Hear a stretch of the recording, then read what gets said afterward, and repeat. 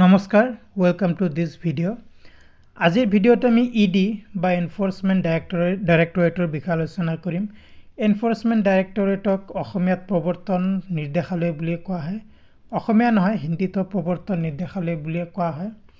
আৰু recently ED কিন্তু প্ৰায় নিউজত থকা দেখা গৈছে নেশনাল নিউজত এনফোৰ্সমেন্ট ডাইৰেক্টৰেট আৰু যেতিয়া মানে দিল্লীৰ মুখ্যমন্ত্ৰী অৰবিন্দ কেজৰিৱালক গ্ৰেপ্তাৰ কৰা হৈছে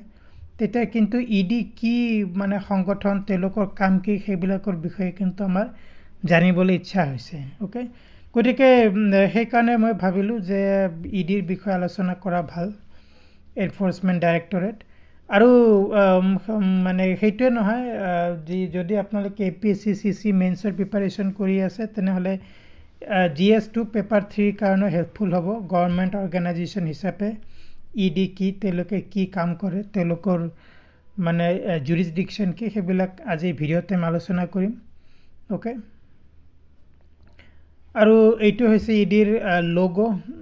প্ৰৱৰ্তন নিৰ্দেশালয় আমি অলৰেডি অসমীয়াত এই বুলি লিখিছো হিন্দীত প্ৰৱৰ্তন নিৰ্দেশালয় বুলি কোৱা হয় এনফোৰ্সমেন্ট ডাইৰেক্টৰেট ওকে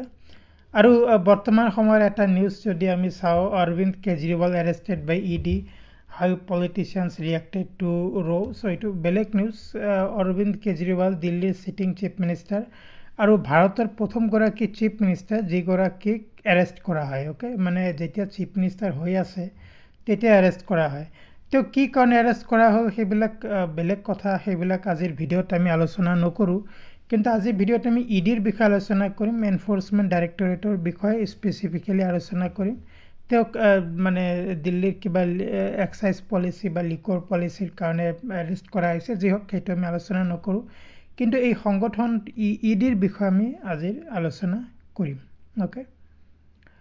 ওকে ইডিৰ বিষয়ে সাম ইন্ট্ৰোডাকশন এস্টাবলিশড অন মে 1 1956 তেতিয়া এস্টাবলিশ কৰা হৈছিল ডেটটো মনত ৰাখিব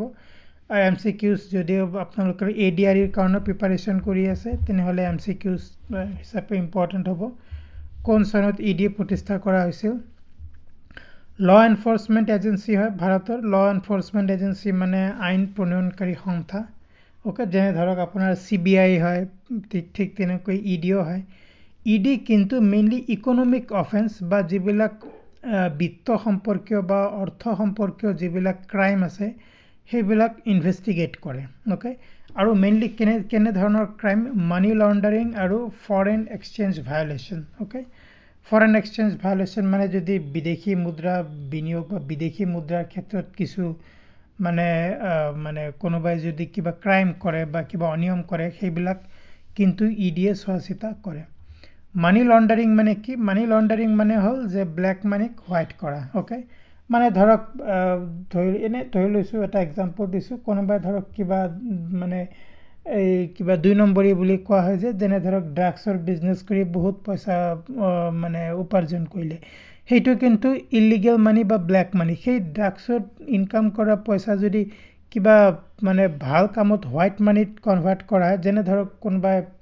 ৰিয়েল এষ্টেটত ইনভেষ্ট কৰিলে কোনোবাই শেয়াৰ মাৰ্কেটত ইনভেষ্ট কৰিলে বা কোনোবাই হয়তো কিবা প্ৰপাৰ্টি কিনিলে বা কোনোবাই হয়তো কিবা মানে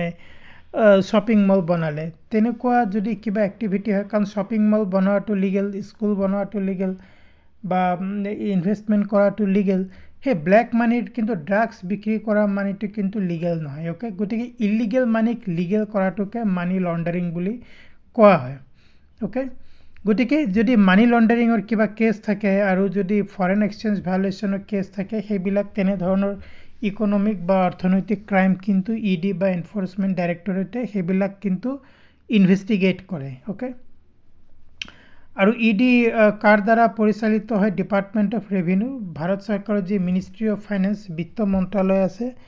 তাৰ অধীনৰ যি কৰ বিভাগ আছে ৰেভিনিউ বা কৰ বিভাগ তাৰ দ্বাৰা পৰিচালনা কৰা হয় এনফোৰ্সমেন্ট ডাইৰেক্টৰক ওকে এটা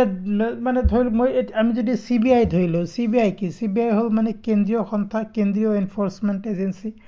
মানে এনফোৰ্সমেন্ট মানে ল এনফোৰ্সমেন্ট এজেন্সি যি সকলে যিবিলাক ক্ৰাইম ইনভেস্টিগেট কৰে ওকে সেইটো হল CBI কাম কিন্তু ইডি হল ইকোনমিক অফেন্স ওকে যেটা অর্থনীতি বা বিত্ত সম্পর্কীয় কিবা ক্রাইম হয় সেইটো কিন্তু এনফোর্সমেন্ট ডাইরেক্টরেটে সেইটো ইনভেস্টিগেট কৰে ওকে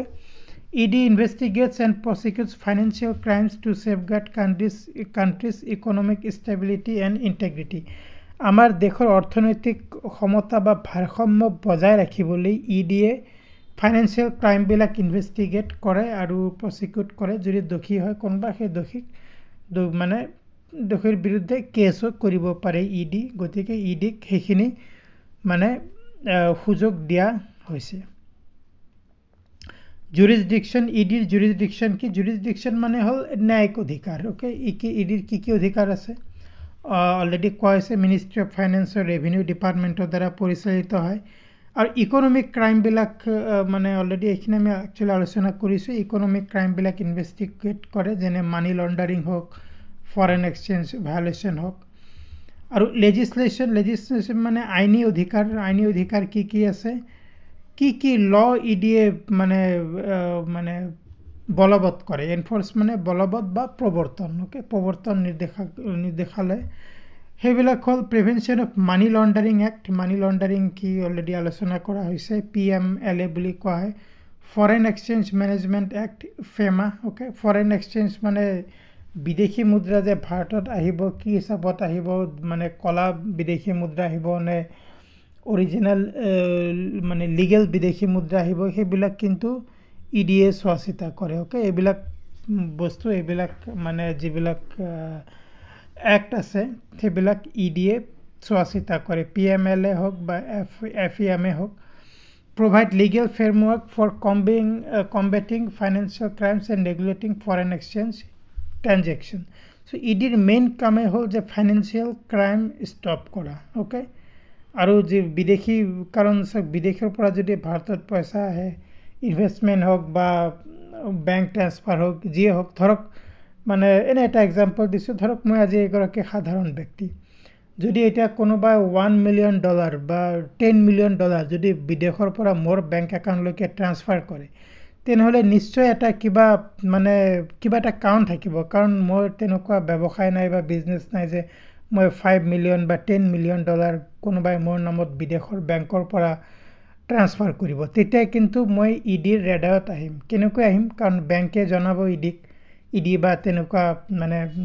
ব্যাংকৰ যেটো চ্যানেল আছে যেটো ব্যাংকৰ একাউণ্টত থদি মলৈ পইচা আহিব ওকে তেতিয়া ইডিয়ে কিন্তু ইনভেস্টিগেট কৰিব যে এইগৰাকী ব্যক্তিৰ ব্যাংকলৈ কিয় ইমান টকা আহিলে কি কাৰণে ইমানখিনি টকা এইগৰাকী ব্যক্তিৰ ব্যাংকলৈ আহিলে সেইখিনি কিন্তু ইডিয়ে ইনভেস্টিগেট কৰিব গতিকে ফৰেন এক্সচেঞ্জ ট্ৰানজাকশন এইবিলাক কিন্তু ইডিয়ে চোৱাচিতা কৰে ইনভেস্টিগেট কৰে ইডিয়ে অলৰেডি কোৱা হৈছে তেওঁলোকে মানে ইনভেস্টিগেট মানে অনুসন্ধানকাৰী সংস্থা হিচাপে কাম কৰে মানে তেওঁলোকে ইনকোয়াৰি কৰে অনুসন্ধান কৰে এভিডেন্স গ্যাদাৰ কৰে ওকে প্ৰমাণ গ্ৰহণ কৰে আৰু প্ৰসিকিউট ইন্ডিভিজুয়ালস এন্ড এন্টাইটিস ইন গ্ৰুপ হ'ব পাৰে বা ব্যক্তি বিশেষত তেওঁলোকে কিন্তু মানে যদি কিবা অনিয়ম পায় আর্থিক অনিয়ম বা বিত্তীয় অনিয়ম পায় তেনে ব্যক্তিক কিন্তু দোষী সাব্যস্ত কৰিব পাৰে ইডিয়ে অলৰেডি কি ক্ষেত্ৰত কোৱা হৈছে মানি লন্ডারিং হোক ফরেন এক্সচেঞ্জ ট্রানজাকশন হোক আদার ফাইনান্সিয়াল ইরেগুলারিটি অন্যান্য যদি কিবা বিত্তীয় অনিয়ম হয় সেইবিলাকো কিন্তু ইডিয়ে মানে ইনভেস্টিগেট কৰে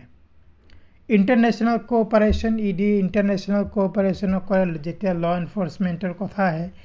বিদেশী সংস্থাৰ সৈতে ইডিয়ে মানে সহযোগিতা স্থাপন কৰে ওকে ধৰক ট্ৰান্সন্যাশনাল ফাইনান্সিয়াল ক্ৰাইমস ধৰক অলৰেডি কোৱা হৈছে যে ধৰক যদি কোনোবা মোৰ ব্যাংক একাউণ্টলৈকে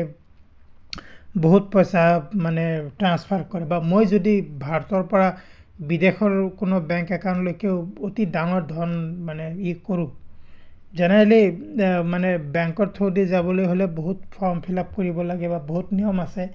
কিন্তু তথাপিও যদি সন্দেহজনক হয় ব্যাংকৰ কাৰণে তেনেহলে কিন্তু ইডিয়ে সেইবিলাক মানে ইনভেস্টিগেট কৰিব পাৰে তেনে ধৰণৰ কথা আৰু মানি লন্ডাৰিং হোক ইন্টাৰন্যাশনাল মানি লন্ডাৰিং যে অকল দেশৰ ভিতৰতে হ'ব তেনেকুৱা নহয় ইন্টাৰন্যাশনাল মানি লন্ডাৰিং হ'ব পাৰে বা অন্যান্য যিবিলাক অনৈতিক মানে টকা পইচাৰ যি মানে প্ৰচলন হয় অবৈধ টকা পইচাৰ প্ৰচলন সেইবিলাক বস্তু কিন্তু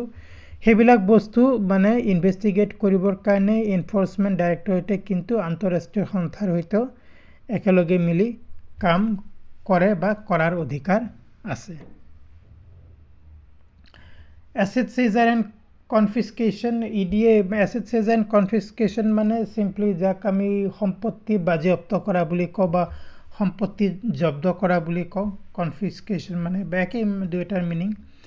ইডিয়ে কি কৰিব পাৰে যদি ইলিগেল এক্টিভিটি অনৈতিক কাৰ্যৰ পৰা কোনোবাই যদি সম্পত্তি বনাইছে পইচা মানে পাইছে বা ধৰক বহুত সম্পত্তি ঘৰ বনাইছে বিল্ডিং বনাইছে ৰিয়েল ইষ্টেটত ইনভেষ্ট সেইবিলাক কিন্তু ইলিগেলি পইচাৰ দ্বাৰা যিবিলাক মানে সম্পত্তি আহৰণ কৰা হয় সেইবিলাক কিন্তু ইডিয়ে বাজেয়াপ্ত কৰিব পাৰে। ওকে, ইয়াৰ দ্বাৰা মানে যিসকল ক্ৰিমিনেল সেই ক্ৰিমিনেলবিলাকক শাস্তি দিয়া হয় বা ইডিয়ে শাস্তি দিব পাৰে আৰু যাতে ভৱিষ্যতে এনেধৰণৰ কোনো মানে অনৈতিক কাৰ্য বা অনৈতিক আৰ্থিক অনিয়ম কোনো ক্ৰিমিনেলে কোনো অপৰাধীয়ে কৰিব নোৱাৰে তাৰ কাৰণে কিন্তু ইডিয়ে ব্যৱস্থা গ্ৰহণ কৰে। ওকে, গতিকে এইখিনি আছিলে ইডিৰ বিষয়ে আলোচনা কৰিবলগীয়া কথা। এনফৰ্চমেণ্ট ডাইৰেক্টৰেট ভাৰত চৰকাৰৰ অধীনৰ মিনিষ্ট্ৰী অফ ফাইনেন্সৰ যি ডিপাৰ্টমেণ্ট অফ ৰেভিনিউৰ এক সংস্থা হয় আৰু ইডিৰ বিষয়ে আমি জানিলোঁ। আৰু অৰবিন্দ কেজৰিৱালৰ মানে যেতিয়া এৰেষ্ট কৰা হৈছে মানে তেওঁক মানি লণ্ডাৰিং কেছ বা যি মানে 100 crore বা তেনেকুৱা কিবা মানে টকা মানে মানে কি বুলি কয় কৰাপশ্যনৰ কেছৰ কথা কোৱা হৈছে তেখেতৰ বিৰুদ্ধে। সেইকাৰণে ইডিয়ে তেখেতক গ্ৰেপ্তাৰ কৰিছে। সেইকাৰণে ইডি বৰ্তমান নিউজতো আছে। নিউজ মিডিয়া আপোনালোকে নিউজ যদি ৰেগুলাৰলি চায় ইডিৰ নাম আপোনালোকে মানে শুনিব পাৰিবই। ওকে, গতিকে ফ্ৰেণ্ডছ এইখিনি আছিলে আজিৰ আলোচনা কৰিবলগীয়া টপিক ইডি বা এনফৰ্চমেণ্ট ডাইৰেক্টৰেট অসমীয়াত আমি প্ৰৱৰ্তন নিৰ্দেশালয় বুলিও ক'ব পাৰোঁ। তেওঁলোকৰ কি কাম ইত্যাদি আমি জানিলোঁ আজিৰ ভিডিঅ'ৰ দ্বাৰা। আৰু আকৌ এবাৰ কৈছোঁ যদি আপোনালোকে এডিআৰই হওক বা APSC মেইনছৰ কাৰণে প্ৰিপাৰেশ্যন কৰিব প্ৰিলিমছ হৈ গৈছে তেনেহ'লে আজিৰ ভিডিঅ'টো হেল্পফুল হ'ব। আজিৰ ভিডিঅ' চোৱাৰ কাৰণে বহুত ধন্যবাদ। এইটো চেনেলত আমি MCQs ভিডিঅ' হওক বা জেনেৰেল ডিছকাশ্যন টপিকৰ ভিডিঅ' প্ৰায় আলোচনা কৰোঁ। আপোনালোকক আন এটা অতি ইনফৰ্মেটিভ ভিডিঅ'ত সোনকালেই লগ পাম। Thank you very much and I will see you চুন।